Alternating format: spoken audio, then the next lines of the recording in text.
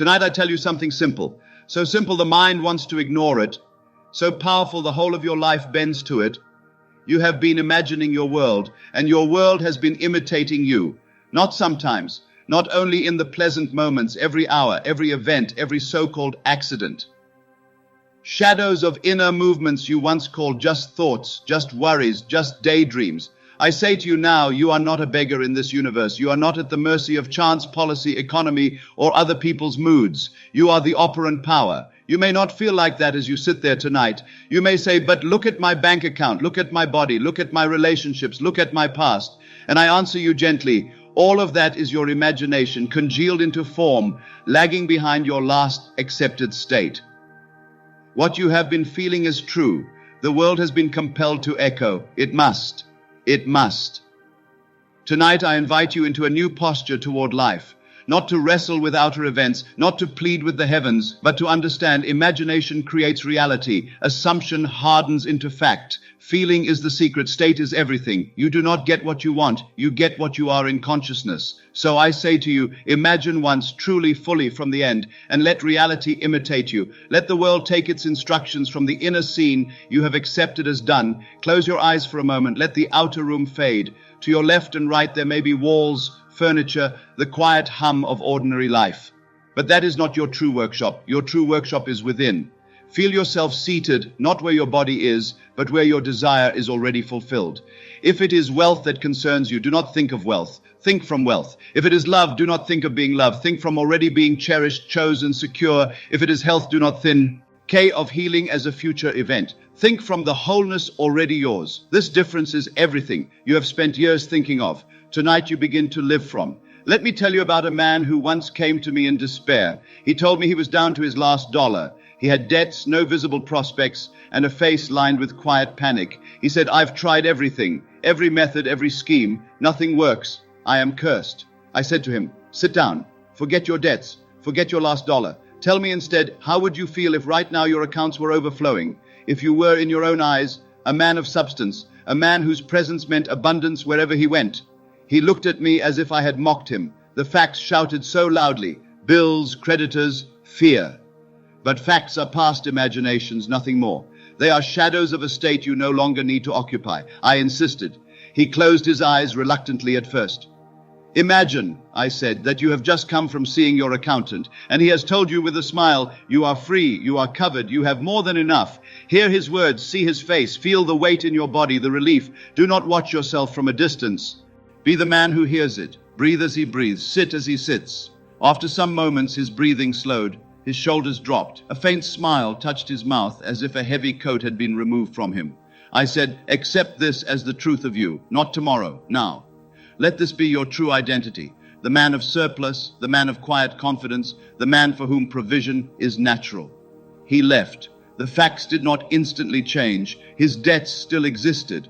But he walked differently, he spoke differently. He slept that night feeling that the problem was already resolved, though no letter had yet arrived, no payment had appeared. Within a short time, through a series of events he could never have planned, opportunities opened, old customers returned, and a forgotten investment matured. The debts were cleared. He stood in the very scene he had once only imagined. He came back and said, it was as if life rearranged itself to match that feeling. Of course it did. It must. Once he accepted that inner identity, life had no choice but to imitate it. You may say, was that not just coincidence? No. The outer bridge of incidents is never your concern. Your part is the inner assumption. The way it comes, the manner, the timing, these belong to a deeper wisdom that knows every path. Do not ask how. Do not say, but through which job, through which person, through which door. The moment you insist on seeing the path, you slip back into the old state of doubt, of smallness. You are not the architect of the bridge. You are the chooser of the destination. You set the end. Life arranges the means. Now listen carefully. Imagination, to be creative, must be felt. You have imagined many things today, but only what you have felt as real carries the seed of manifestation. You can say 1,000 times, I am rich, and still feel poor inside. It is the feeling of poverty that will harden into fact, not the words of wealth. The universe does not answer your lips. It answers your silent conviction. So when I tell you imagine once, I do not mean a fleeting picture or a wishful sigh. I mean an inner act so complete, so accepted, that you rest in it as though it were already accomplished. You imagine once, fully, and then you return to it whenever doubt calls you, not to create it again, but to enjoy it as something already present. Let us wander into the realm of wealth together. You may have known scarcity. You may have counted coins, checked prices with anxiety, watched others prosper while you shrink back. But that is the story of who you believed yourself to be. It is not a decree from life. Close your eyes again. This time see your hands not empty, but busy with the signs of abundance. Feel the crisp texture of new notes between your fingers. Hear the soft click of a card being approved effortlessly. Smell the leather of a new car, the faint scent of polished wood in a home that feels like a sanctuary. More than seeing, ask yourself, how does the wealthy version of you feel in the quiet moments of the day? Not when purchasing, not when showing off. No, in the ordinary morning with a cup of tea, with a simple walk. There is a still confidence, a certainty that you are carried, supported. Feel that now. Do not watch yourself. Be yourself, rich in being. You are not chasing money. You are embodying a state from which money comes as a natural expression. You are not a beggar of circumstance. You are the one who imagines. Remain there. Let that feeling spread through your chest, your stomach, your shoulders. Let the old tension of not enough dissolve, as if warm water were poured over tight rope. Each breath says, I am safe, I am supplied, it is done. You see, you are not moving toward wealth. You are stepping out of a poor state and occupying a wealthy state now. The outer must in time catch up. It must. Appearances may resist. They are old echoes. But if you persist in the inner richness, the outer cannot hold its old form. Now let us move to love. Many have suffered bitterly in love because they imagined themselves unworthy, abandoned, overlooked. And the world faithfully mirrored this image. A woman once came to me with eyes full of grief. Her beloved had left her. She said, he is my happiness. Without him, I am nothing. I have begged, I have pleaded, he still turns away. I did not tell her to chase him. I did not tell her to send another message or prove her worth. I said, tell me honestly, in the silence of your own heart, how do you picture yourself in love? She paused, then whispered, I see myself always afraid he will leave, always trying to be enough, always on trial. There is the cause. She had made herself the beggar in love, and life imitated her assumption. I said, close your eyes. Forget him for this moment. Forget what he did or did not do. Forget who stayed, who left, who betrayed. Now let us create a new inner identity in love. Imagine that you are the beloved one. Imagine that to be with you is a privilege. Feel the quiet joy of knowing you are cherished, chosen, and safe. Do not see a specific face. Feel a pair of arms that hold you not from fear but from delight. Hear a voice saying, of course I choose you. How could I not? Most of all, feel yourself at ease. No more begging, no more trial, no more proving. She wept as she did this because the old self-image resisted, but gradually something softened. Her breathing steadied, her shoulders relaxed. I told her, return to this inner scene each night, not to force a specific person, but to establish a new state. I am the beloved. I am easy to love. I am always chosen. Weeks passed. The same man who had walked away contacted her again, this time without prompting. He confessed he had felt restless, drawn back, unsure why. But here is the important part. When he returned, she met him as a different woman. No longer begging, no longer waiting for the next wound, but quietly certain of her worth. She did not chase him. She did not have to. She had revised herself. And the world, himself included, mirrored it. This is the law. The world is yourself pushed out, not as punishment, but as reflection. Change the inner self-concept and the mirror must change. Do not think of being loved. Think from being loved. Now let us speak of your body. Perhaps you carry pain, a diagnosis, a lingering fear about your health. You may say, but this is different. This is medical. This is physical. And I say to you, even here, state is everything. The body is a dense shadow of persistent inner images and beliefs. A man once told me he had been given a grim report. He carried fear like a stone in his chest. He said, I cannot stop thinking of decline, of loss, of being a burden. I asked him, can you for a moment consider another picture? Not to fight the fear, not to deny what has been said, but to open a window in your mind where another outcome lives. He hesitated. Then with guidance, he closed his eyes and imagined sitting across from his doctor. But this time the doctor's face was relaxed. He heard the words, it is clear, it is gone, you are well. He felt the astonishment, the gratitude, the rush of relief. He imagined calling someone he loved with the news, hearing their laughter, their tears of joy. He did not merely watch, he felt it. The scene became real to him. He returned to this scene again and again, not with strain, but with a quiet knowing that this was the true story of him. He lived as much as he could from the end of being restored. In time, test after test began to tell a different tale. Improvement where there should have been decline. Finally, a report that matched his inner assumption. we cannot find what we once saw. The bridge of incidents, the appointments, the medical choices, the small decisions formed themselves. He did not know how. He did not need to. He set the end. Life wrote the path. So I say to you, do not worship the report. Respect it if you must, but do not bow your consciousness to it. Honor the higher law, what you accept as true. Within will, in time, cast its shadow without.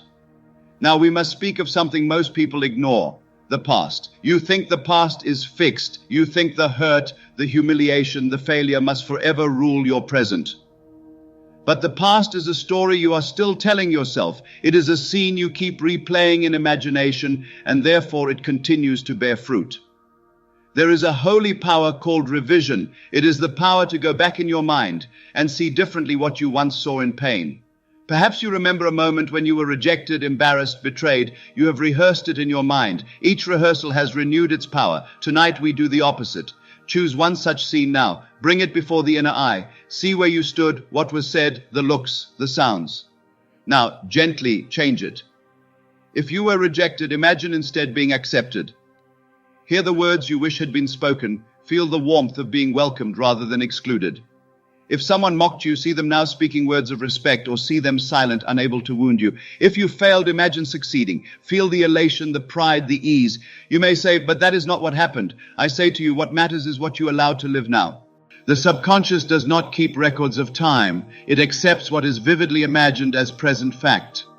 By revising the past scene, you plant a different seed in the deep of your being. The old memory, drained of its emotional charge, loses its power to create similar events. I knew a man who as a boy had been publicly shamed by a teacher. For years he found himself shrinking in every authority's presence, sabotaging promotions, avoiding opportunities. When he learned of revision, he returned in imagination to that classroom. He saw the teacher again, heard again the cruel words, and then he altered them. He imagined the teacher praising him, acknowledging his intelligence, calling him capable, promising him a bright future. He repeated this scene until the sting of the original memory softened and then vanished. After this, something remarkable occurred. He began to speak up at work.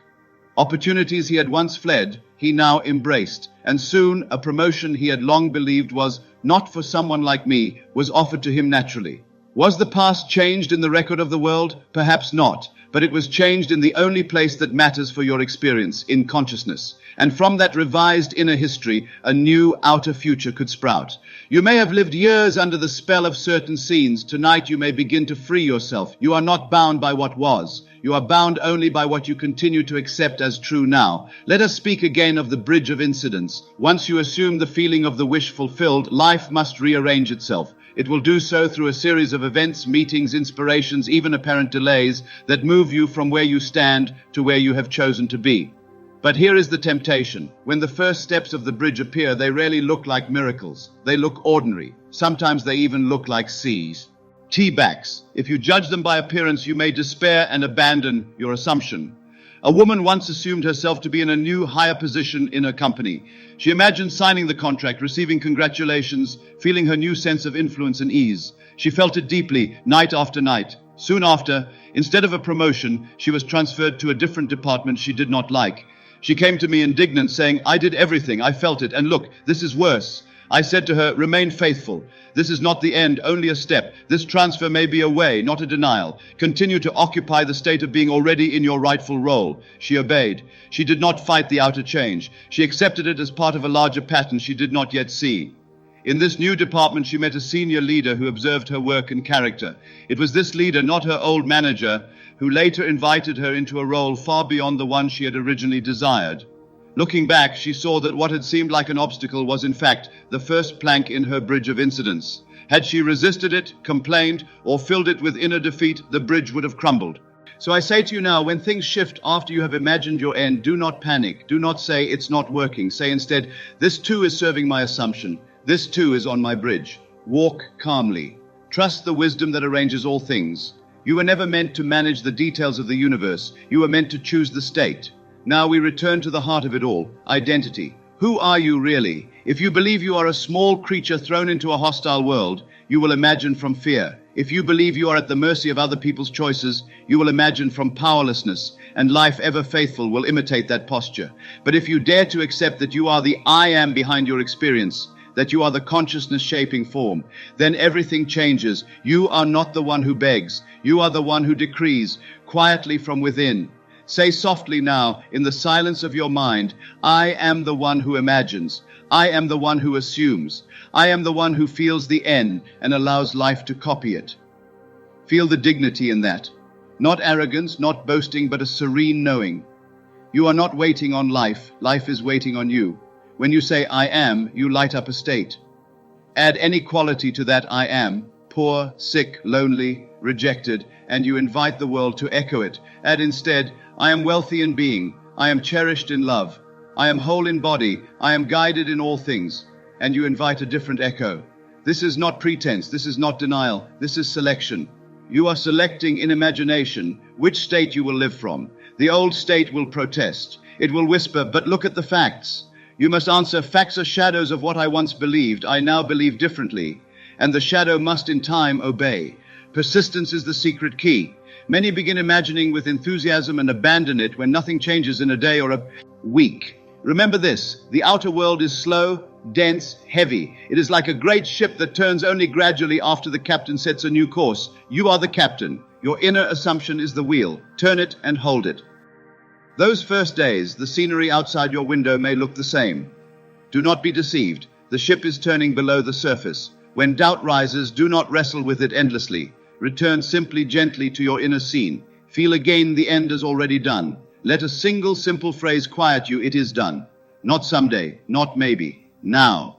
There is a sacred ease in this. You are not straining to force reality. You are resting in a decision of being. Imagine once and then rest in that imaginal fact. When fear shouts, you revisit your inner home, not to build it anew, but to dwell in it.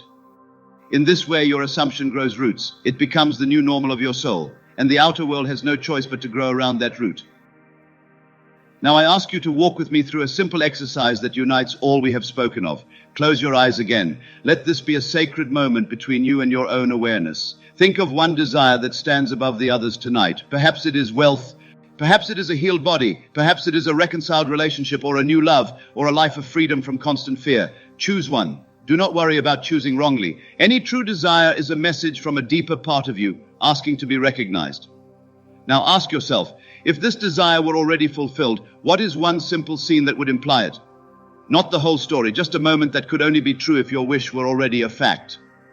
If it is wealth, perhaps it is a friend saying, "You're doing so well, I'm proud of you." If it is health, perhaps it is a doctor saying, "All is well, you are clear." If it is love, perhaps it is the feeling of a familiar arm around you at night, or a cheerful voice saying, "I'm so glad you're here." If it is freedom, perhaps it is you standing at a window in a new place, breathing deeply, knowing you are unbound. Choose your scene. Now step into it. Do not watch yourself from the outside. Be in your own body in that moment. Look out through your own eyes. What do you see? The room, the light, the furniture, the sky? What do you hear? The words, the subtle sounds in the background. What do you feel under your fingertips? The fabric of a sleeve, the smoothness of a table, the warmth of a hand. Is there a scent? Coffee, rain, perfume, the freshness of clean air, perhaps a taste on your tongue, tea, wine, something simple. But above all, notice the feeling in your chest, your stomach, your breath, the feeling of it has happened, it is mine, I am this now. Do not strain. Let the scene unfold once or twice, and then allow it to freeze at its highest point of joy. At that frozen moment of fulfillment, silently say within yourself, "This is me, this is my life, it is done." Now let the scene gently fade, but hold on to the feeling. You may open your eyes, but inwardly you remain the one for whom this is already true. From this moment, walk as if, not pretending for others, but inwardly you have shifted. You are not a person hoping it will one day come. You are a person for whom it has come, and time simply has not yet fully delivered the evidence. Life will begin to imitate you. People, circumstances, ideas, opportunities will align in ways you could not plan. A thought will come to call someone. A chance meeting will occur. A door you didn't even know existed will open. This is the bridge of incidents quietly forming under your feet. Do not trace it. Do not analyze it. Bless it and keep returning to your inner end. You may be tempted at times to fall back into the old identity, to say, "I am still poor, still lonely, still sick, still trapped." When you hear that inner voice, do not condemn yourself. Simply answer it with a higher truth. I once believed that. I no longer do. I am now the one I have seen in imagination. In this way you revise even your present. You refuse to tell the old story, and in refusing you starve it of power. Remember, you are not repeating empty phrases. You are tending to a living state. Like a fire, it must be fed, not with frantic effort, but with gentle attention. You may notice that certain people fade from your life as you change within. Do not mourn this excessively. They belong to the old state. As your inner pattern shifts, the cast of your outer drama may shift as well. New faces may appear, drawn by the vibration of your new assumption. Welcome them. You may notice old habits fall away without a struggle, as if some invisible hand has taken them. What you once clung to for comfort may no longer appeal to you. Why? Because you have become someone else in consciousness, and that someone has different preferences, different reflexes, different ways of walking in the world. This is transformation, not through force, but through being. I tell you again, imagine once and let reality imitate you. Once, not in the sense of never visiting the scene again, but once in the sense of choosing decisively. Stop treating your desire as a question. Make it a declaration. I am this. Then whenever you revisit the inner scene, you are not asking if it will happen. You are enjoying what is already yours. You are deepening the roots. Tonight, let this be the turning point. Let this be the night you stop arguing for your limitations. Let this be the night you release the identity of the struggler, the victim, the one who almost gets there. You are not that. You never were. You only imagined you were. And life, faithful servant that it is, agreed. Now imagine otherwise. Imagine that you are chosen, favored, secure, guided, provided for. Imagine yourself as the one in whom all good things find a resting place. Feel what it is to wake in the morning with quiet joy instead of dread. Feel what it is to look at your accounts and see sufficiency. Feel what it is to walk into a room knowing you belong. Feel what it is to hear your body say, I am well. Let these feelings not be fantasies of one day, but realities of, this is now who I am. From this night onward, let your words, I am, be spoken with reverence. Do not join them thoughtlessly with lack, with sickness, with fear. Join them with what you truly desire to experience. In doing so, you are not lying. You are choosing. And as you choose, the unseen responds. The great currents of life adjust themselves quietly, invisibly, to match your new pattern. You need not know how. You need not see behind the curtain. You need only remain faithful to the inner picture. The outer world will lag as it must, but it will follow. It must. It must. So I bless you now in the silence of my heart. I bless the wealth already seated within you. I bless the love that is already yours in spirit. I bless the health that is your true nature. I bless the freedom that is your inheritance. Walk now as the one you have seen. Speak as that one, think as that one, feel as that one, and let life do what it always does. Imitate the image you hold of yourself. Imagine once, my friend, and let reality bow. It is done.